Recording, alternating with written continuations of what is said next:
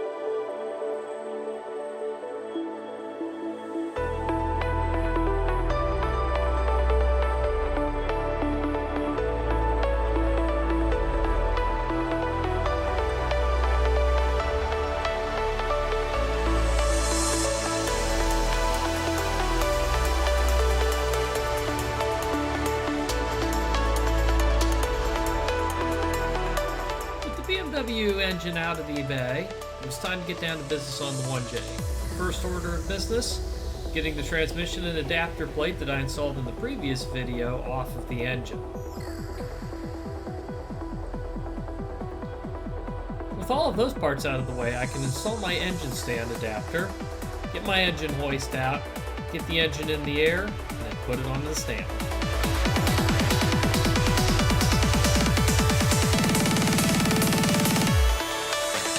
I'm actually doing things a little bit out of order here, but my whole reason for putting the engine on the engine stand, at least to start with, is getting the front sump oil pan off of the engine and prep for the rear sump pan that I need in order to install it in my E46. The availability of both front and rear sump oil pans for the JZ series engines was actually one of the things that figured into me choosing the engine for the car in the first place, as many other attractive options like the SR20DT only come with one sump option that may or may not work well for your application.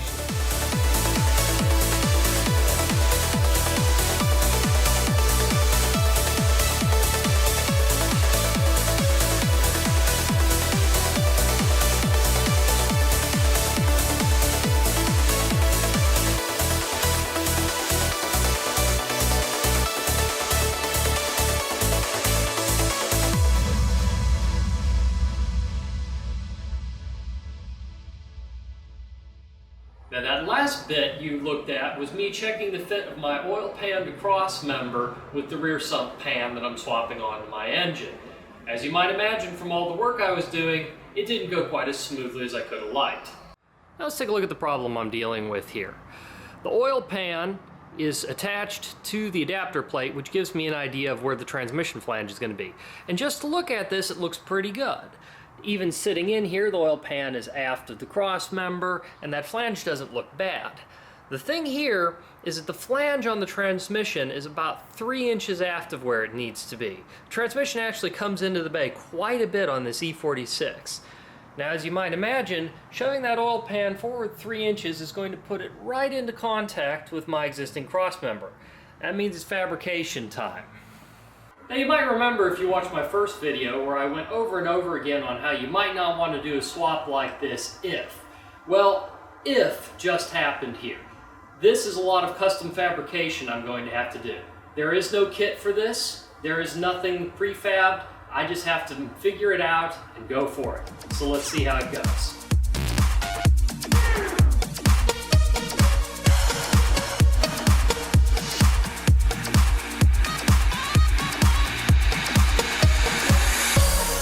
What I'm doing right here is installing the transmission. You may remember I'm reusing the original rear transmission mount.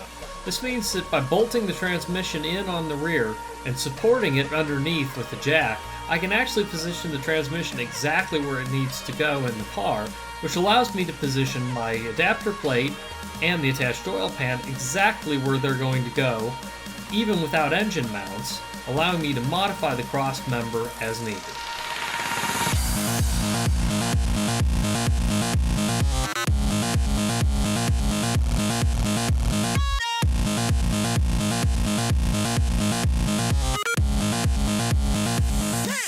You think that was good?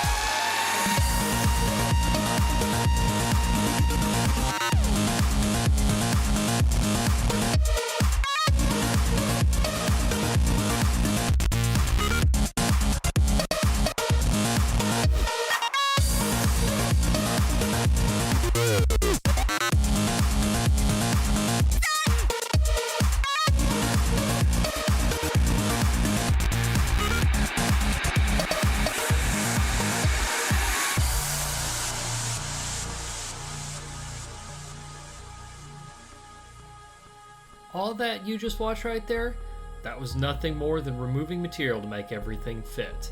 Piece by piece, I removed a little bit, then a little bit more, then a little bit more, until I had the clearance I needed to make my oil pan fit. Let's pause and zoom in for a second so you can see what I've done here. I've cut off a section of the back of the subframe as well as the entire top of the subframe up to the forward weld point. This has obviously reduced the strength quite a bit, so I've marked lines on top where I'm going to make cuts and insert a vertical piece that will extend below the stock subframe and allow it to be a little stronger. I'll also be reinforcing that with a piece of tubing in the front. Here's the vertical reinforcement piece about ready to slide in. As you can see, it's made out of 1/4-inch plate steel. That vertical section on the bottom is going to slide down below the existing subframe, and the entire thing's going to be welded into place. This will bridge the strength of the two subframe pieces on the side across the weakened center. I'll leave things zoomed in here so that you can take a better look at the work in progress.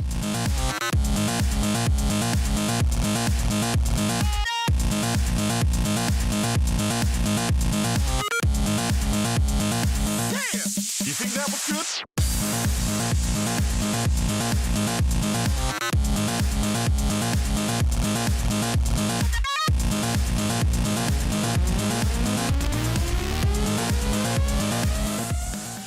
After welding in the vertical reinforcements, I'm now capping off the open ends of the original subframe. This is better going to help the vertical pieces connect to those and will add some strength to the entire assembly.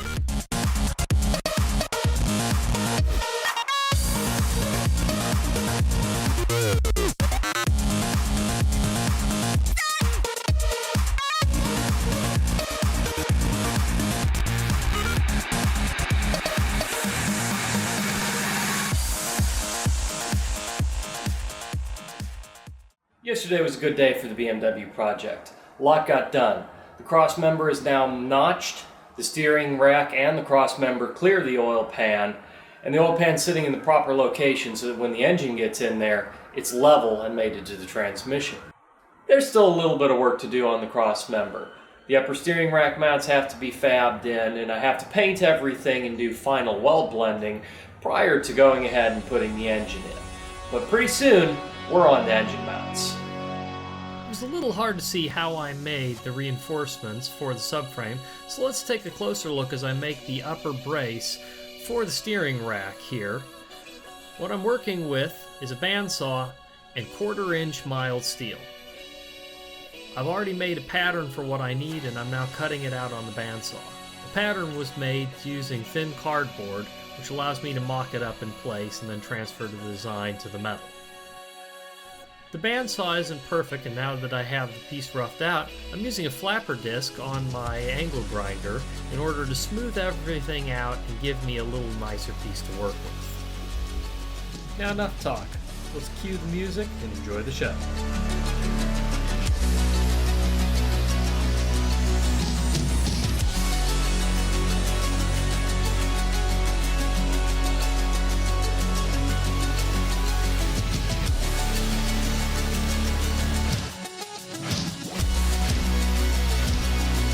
And here's the final piece, installed in the car and welded.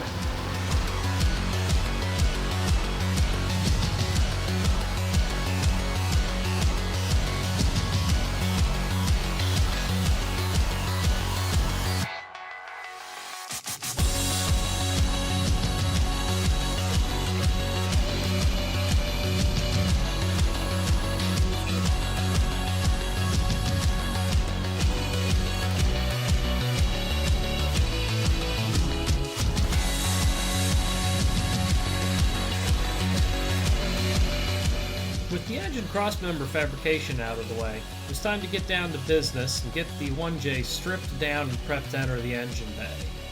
There's two advantages to this here. For one, the strip down gives me more room to work on the engine while it's in the bay, building parts around it. In addition to that, however, it also gets a lot of the stuff that's not going back on the engine off before it goes into the car.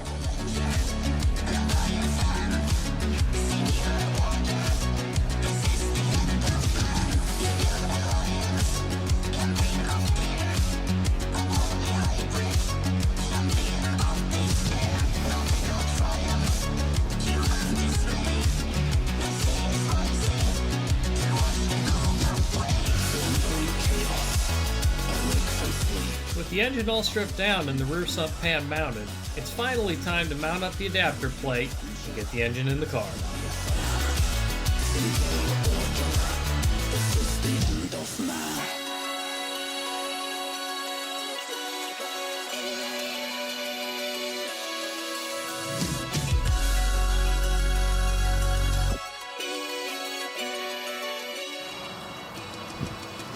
I'd like to take a second to appreciate the fact that there's a 1J in that car. Admittedly, it's sitting on a jack and there's no motor mounts, but it's there. Check this out.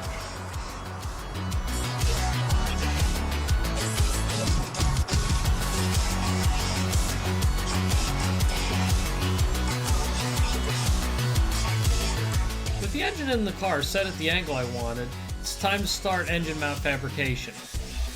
I've already used a piece of scrap all thread to weld together the two plates that make up the engine mount. Now, having welded this to my bench, I can cut away that all thread and start making the intermediary pieces.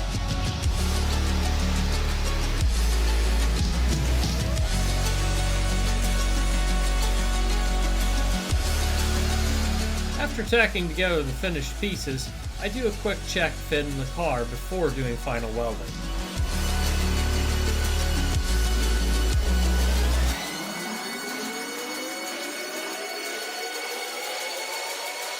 The main parts of the mounts are done, but some reinforcement needs to be done. I start that here.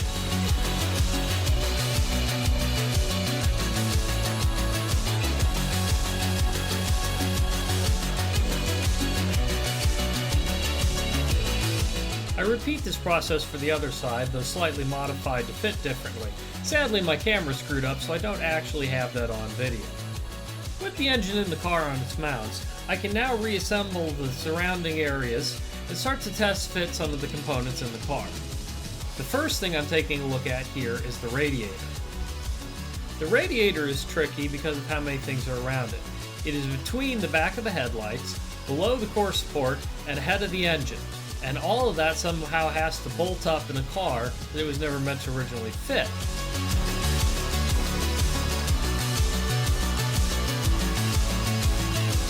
With a plan in mind, it's time to start modifying the radiator. First, I cut off the original mounting tabs.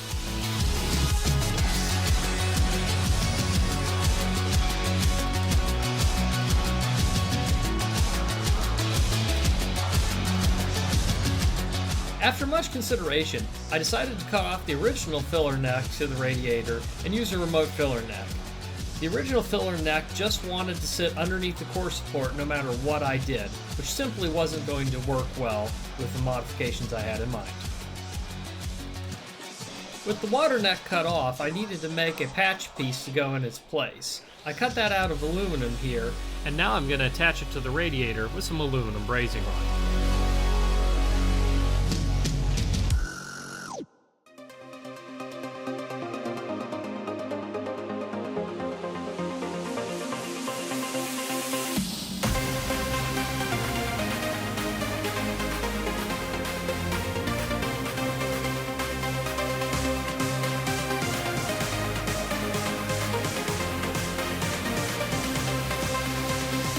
With the radiator now sealed up in place, it was time to make some mounts. Ironically, I actually ended up removing these and doing a slightly different mounting solution in the end, but it's still fun to watch the work.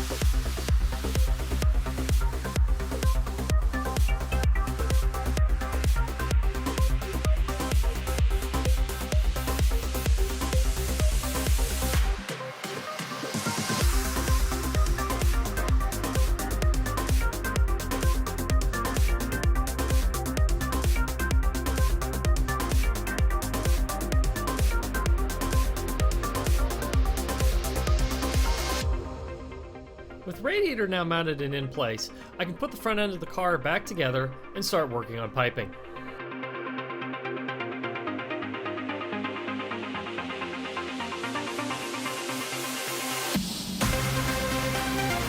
One way of doing custom intercooler piping is to buy kits with multiple aluminum bends in them. And if you're doing this from scratch without any stock on hand, that's probably the cheapest way to go about things. Luckily, I have a lot of aluminum tubing from old projects, so I'm using some of that to build my system. I will be recoating all the piping at the end of everything to make it all match, but for the moment being, I'm using old couplers in the original finish for mock-up.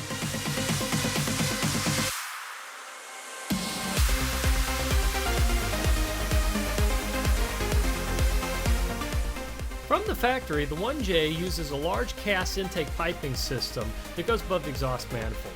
I didn't want to use most of this, so here I am cutting the flange off of the stock piece and combining it with another flange in order to create a turbo inlet adapter that I can attach to some generic piping.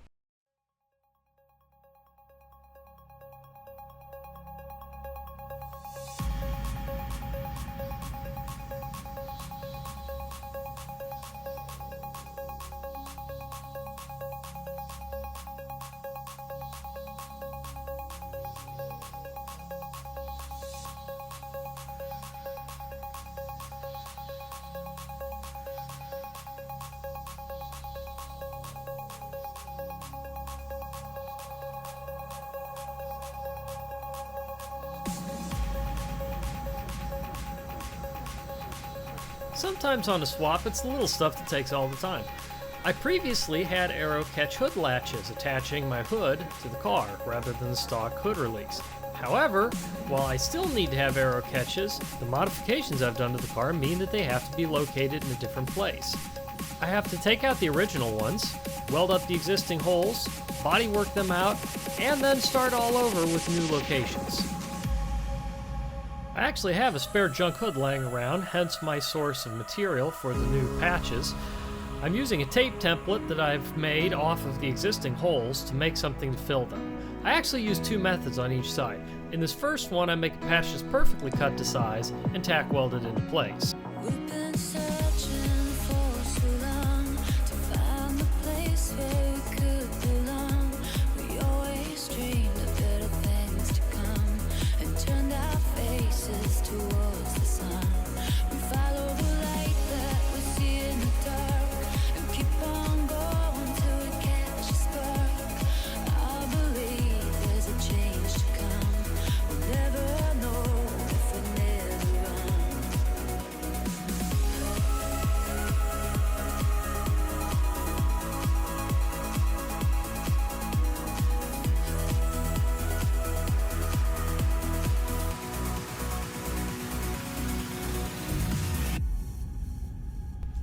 With the metal patch blended into place, I'm now applying some body filler to flatten the hood back out.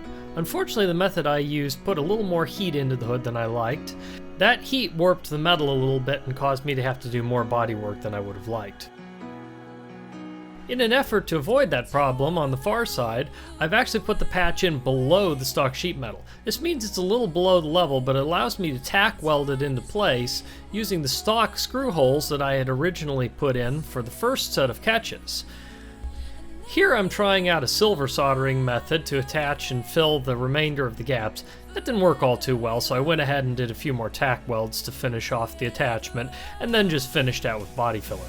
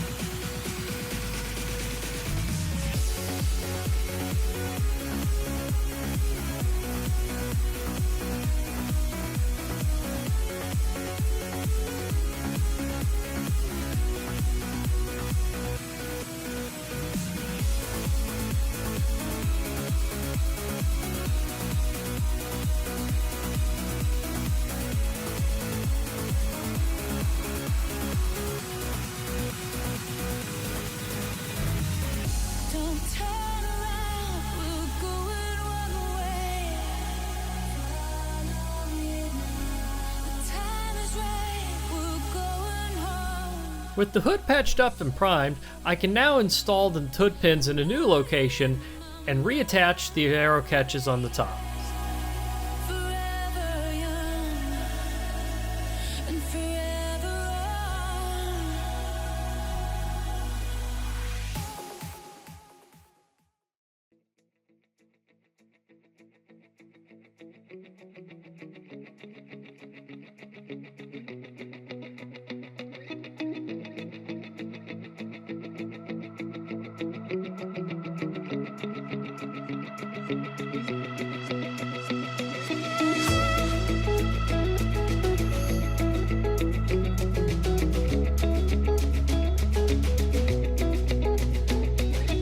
It was at this point that my intercooler showed up in the mail, so I could go ahead and chunk that down below, start working on bracketry and piping.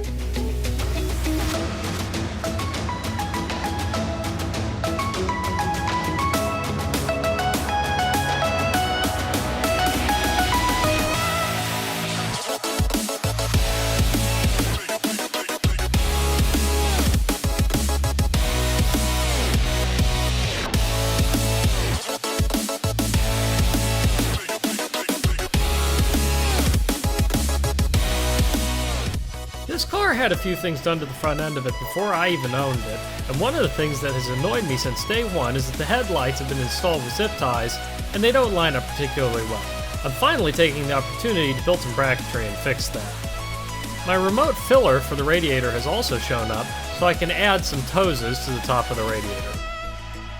And that concludes this stage of the project. We've done a lot of work. We started this video with a running and driving BMW with a stock engine, and at this point we have a 1J sitting in the bay, partially plumbed and piped. There's a lot of work left to do. We still have to do all of the fuel, all of the wiring, and a ton of other finish work. But this was never intended to be a final install. Much like the video where I showed you the transmission, this install was intended to be a test fit to allow me to fabricate around the installed engine. There are a few more things that need to be done while the engine's in the bay, but pretty soon it'll be coming out for cosmetic prep and wiring. Stay tuned for that on the next episode of Ian's Garage here on the Lone Star Drift channel. If you like what we do here and want to see more of work in progress while it happens, tune in to my Instagram channel at @driftprof. That's DRIFTPROF on Instagram for constant updates and pictures of my projects. Until next time, see you at the track.